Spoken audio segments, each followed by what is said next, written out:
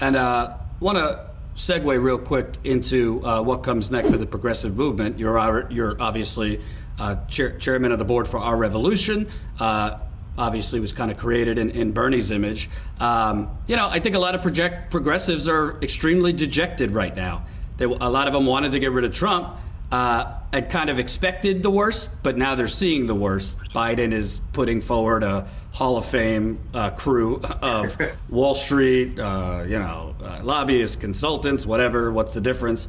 A lot of people, frankly, disagree with you, too, are dismayed with Elizabeth Warren, feel that she kind of has pulled away from her progressive roots.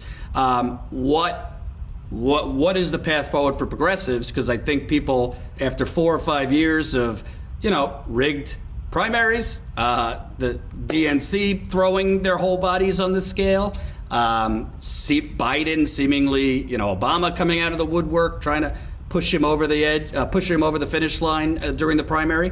Where does the progressive movement go from here? Yeah, by the way, I would just say he pulled him over the line. Yeah. I mean, there's no question about that. If you look at what happened between South Carolina and Super Tuesday and then after. But that's another story. Actually, $100 million, the New York Times reported, in free commercial advertising Biden got between South Carolina and Super Tuesday, with all of, CNN's pep rallies for him. And anyway, but yeah. Yeah, well, that's another story. Couldn't agree with you more on that one, too. And you have a great way with words, I might add. I would say that we stick to the core issues, many of which, ironically, were negotiated, partly by Bernie, into the Democratic platform this year. That's not my view of the future, but I'll take those items. That Medicare, Medicaid negotiates all pharmaceutical prices. That would cut our prices by 40%. Again, politics should be about our happiness, our well-being. The $15 minimum wage, that we end fossil fuel subsidies, that we spend $1 trillion a year on renewable energy jobs. Jobs would be the word I would underscore. And that list goes on and on. End mass incarceration, legalize marijuana. The list goes on and on and on. That's the Democratic platform, let alone our vision. And we should stick to demanding that we elect candidates, meaning we participate at every level of government, elect candidates that are on those issues, and call out the ones, whether they're Democrats or Republicans, that aren't supporting these fundamental things that should determine what our politics, what our government, forget politics, how we govern, how we live in this nation. We are so far out of line with the rest of the world in ways that would change our lives. Because of the work I did in the union, multinational work, lots of working class friends and leaders in other countries. We are so far off the charts of how COVID has affected those countries versus ours. We are so far off the charts of what healthcare means in those countries. I'm not just talking about Scandinavia. I'm talking about Argentina, South Africa, virtually all of Europe, right? We've got to understand that for us as working class people, black, brown, and white, we need to join the rest of the world. The days of American exceptionalism left us decades ago. We are way behind on senior care, on child care, on college, on student debt, on every aspect of healthcare, on manufacturing, on trade. We've got to get it in our heads that just simple common sense is enough. We don't need to be socialists, frankly.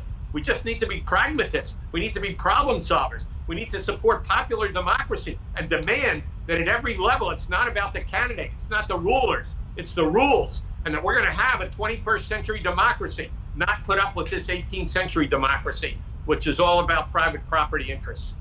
And I think also for the progressive movement, sadly, through COVID, there's an opportunity. Not that you want to exploit it, but there's an opening because you have so many more people who, frankly, are not political diehards, that have no history of they vote and that's about it, but are unemployed now, without health care. They're not just progressives. A lot of them might have voted for Biden. Some of them might be conservative and are looking for something to be inspired by. A lot of people have nothing left to lose if they're now joining the ranks of the permanently unemployed.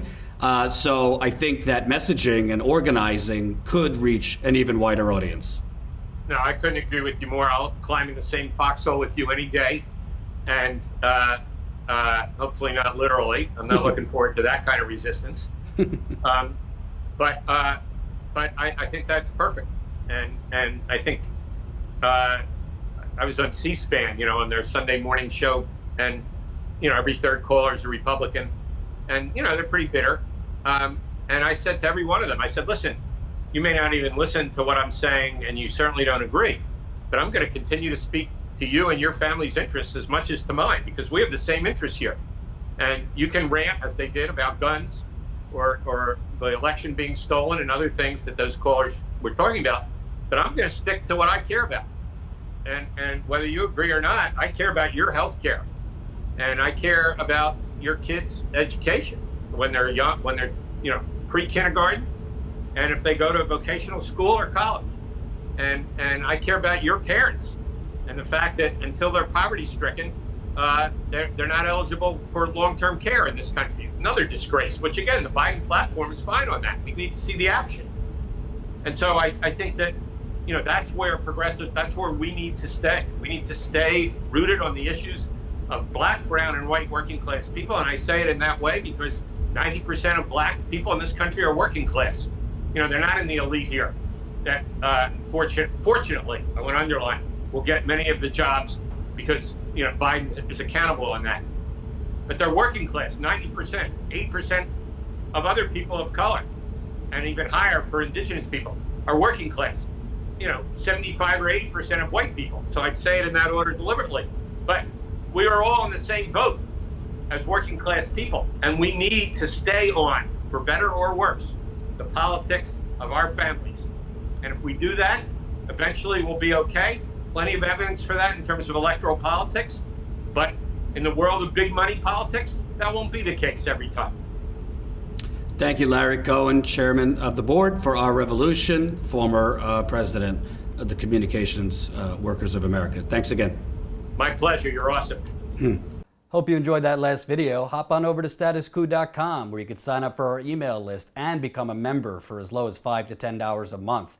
Membership is how we grow. That's statuscoup.com/join. And remember, join our email list so we can grow the revolution with you.